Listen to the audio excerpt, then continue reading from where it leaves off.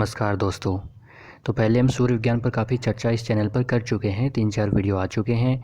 उसके बाद में प्यार और रिलेशनशिप पर कुछ वीडियोस लेने से इसमें काफ़ी विलम्ब हो रहा था और आप लोगों की काफ़ी रिक्वेस्ट आई कि अभी सूर्य विज्ञान पे वीडियो बनाओ, तो मैं अभी पहले सूर्य विज्ञान पे ही वीडियो बना रहा हूँ।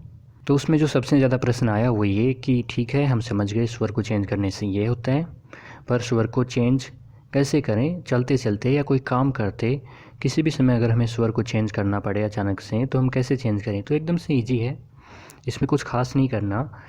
जो स्वर चल रहा है उसे थोड़ी देर हाथ से बंद कर लीजिए या उस नाक में रुई वगैरह कुछ लगा लीजिए जिससे दूसरी नासिका छिद्र से श्वास आने लगे, स्वर अपने आप चेंज हो जाएगा।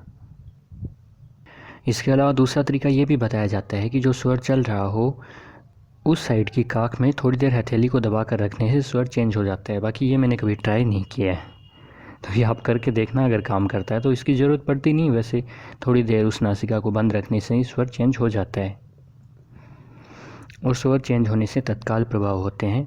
दायां स्वर सूर्य स्वर होता है। दाईं नासिका से जब हमें श्वास आता है तो हमारे शरीर में एक गर्मी होती है, कुशनता होती है। उस समय हम वो काम कर सकते हैं जिनके लिए ज़्यादा ऊर्जा की ज़रूरत होती है, ज़्यादा तीव्र मनोभावों की ज़रूरत होती है, या फिर बाएं नासिका छिद्र यानी चंद्र स्वर से हम वो कार्य कर सकते हैं जिनमें क्रिएटिविटी की ज़्यादा ज़रूरत होती है, रचनात्मकता, शीतलता और प्यार और मोहब्बत। तो परिस्थितियों के अनुसार, हमारे मनोभावों के अनुसार अगर हम अपने स्वर को चेंज करेंगे तो उससे काफ़ी कुछ लाभ होगा। अब आप सोचिए, आपका दायां स्वर यानी सूर्य स्वर चल रहा है, उससे आपके शरीर में एकदम से उष्णता बनी हुई है, गर्मी बनी हुई है, और उस समय आपको कोई ऐसा कार्य करना है जिसमें आपको एकदम से शांति चाहिए, जैसे आपको चित्र बनाना है, तो क्या आप वो कर पाएंगे? बिल्कुल नहीं। और इसके विपरीत अगर आपका बायां स्वर चल रहा है, आपका शरीर और मन एकदम शीतल है, उस समय आपको कोई ऐसा काम करना है जिसके लिए काफ़ी हिम्मत और ऊर्जा चाहिए, तो क्या आप कर पाएंगे? बिल्कुल नहीं। तो उससे हमारा सामर्थ्य एकदम से प्रभावित होता है। इन्हें परिवर्तित करके हम अपने जीवन में मनोवांछित सफलता प्राप्त कर सकते हैं। इसके बारे में पिछले वीडियोज़ में बताया जा चुका है, लिंक मैं डिस्क्रिप्शन में डाल दूँगा, उन वीडियोज़ को देख लेना। लेकिन सूर्य विज्ञान यहाँ तक सीमित नहीं है, मैंने बार बार कहा, यहाँ तो सिर्फ शुरुआत है। सूर्य विज्ञान आगे बढ़ता है योग, प्राणायाम, ध्यान, इनकी तरफ। तो आज हम प्राणायाम पर ही बात करेंगे। प्राणायाम से हम मुख्यतः 2 काम करते हैं। एक, हमारी श्वास को देखते हैं, दूसरा उसे नियंत्रित करते हैं, श्वास को गहरी और लंबी बनाते हैं। दोस्तों, शायद आपको पता नहीं होगा, लेकिन एक साइंटिफिक फैक्ट ये है कि जो जीव 1 मिनट में जितनी ज़्यादा श्वास लेता है उतना ही कम उसका आयु काल होता है, और कम श्वास लेने वाले प्राणी दीर्घजीवी होते हैं। जैसे खरगोश प्रति मिनट 38 बार श्वास लेता है और 8 वर्ष जीता है। कुत्ता 30 श्वास लेता है और 12 से 15 वर्ष जीता है। एक सांप प्रति मिनट 5 या 7 श्वास लेता है और सैकड़ों वर्ष आराम से जीता है। इसी तरह एक मनुष्य 1 मिनट में 18 के लगभग श्वास लेता है और 70-80 वर्ष तक जीता है।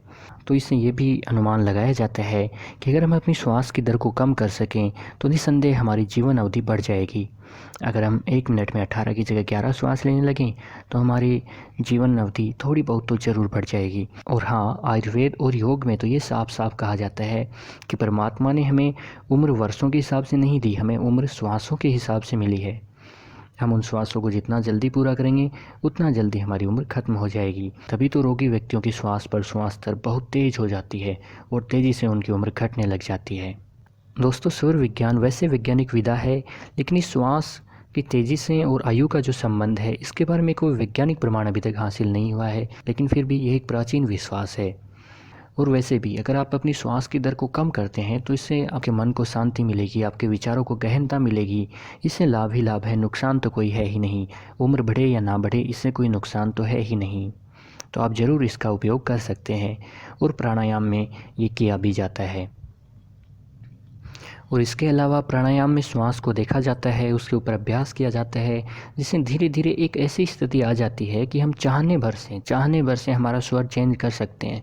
उसमें हमें कुछ नहीं करना पड़ता। हमने चाहा कभी दाईं नासिका से श्वास आए और दाईं से आने लगता है, चाहा कि बाईं से आए तो बाईं से आने लगता है। फिर हमारी मर्जी पर होगा कि हम इड़ा नाड़ी या चंद्र स्वर को सक्रिय करना चाहते हैं या पिंगला नाड़ी को, और फिर धीरे धीरे हम सुषुम्ना नाड़ी को भी अच्छे से जागृत कर सकते हैं। फिर हम जब चाहेंगे हमारा श्वास दोनों नासिकाओं से समान रूप से चलेगा, योगियों की तरह, और हम ध्यान में और साधना में उच्चतम ऊंचाइयों को प्राप्त कर सकेंगे आसानी से। प्राणायाम का विज्ञान पूरी तरह श्वास का ही विज्ञान है, स्वर विज्ञान ही है। तो उसके बारे में एक वीडियो में बात करना तो किसी भी प्रकार से संभव नहीं हो सकता। ये तो हल्का सा इंट्रोडक्शन था।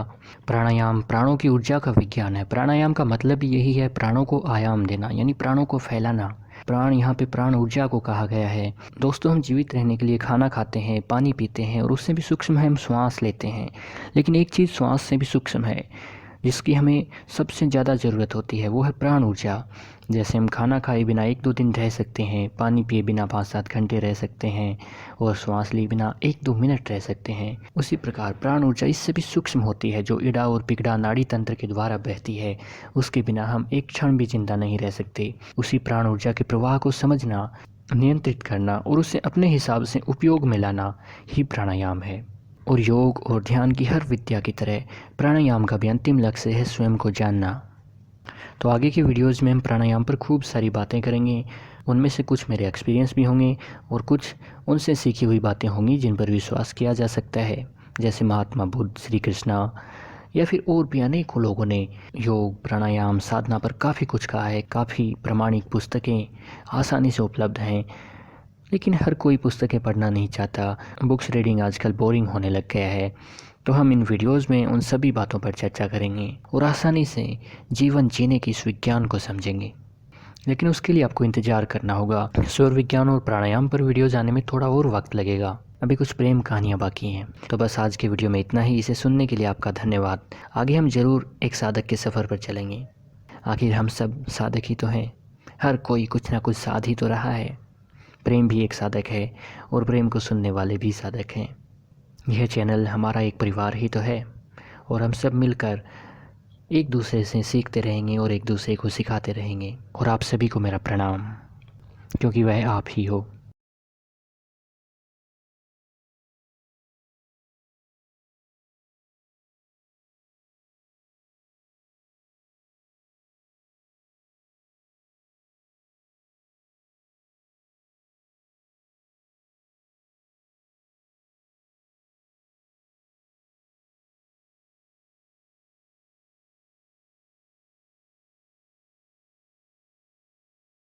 कृपया हमारे चैनल को सब्सक्राइब कीजिए और बेल आइकन को दबाइए जीवन में उपयोगी लेटेस्ट वीडियोस तुरंत पाने के लिए।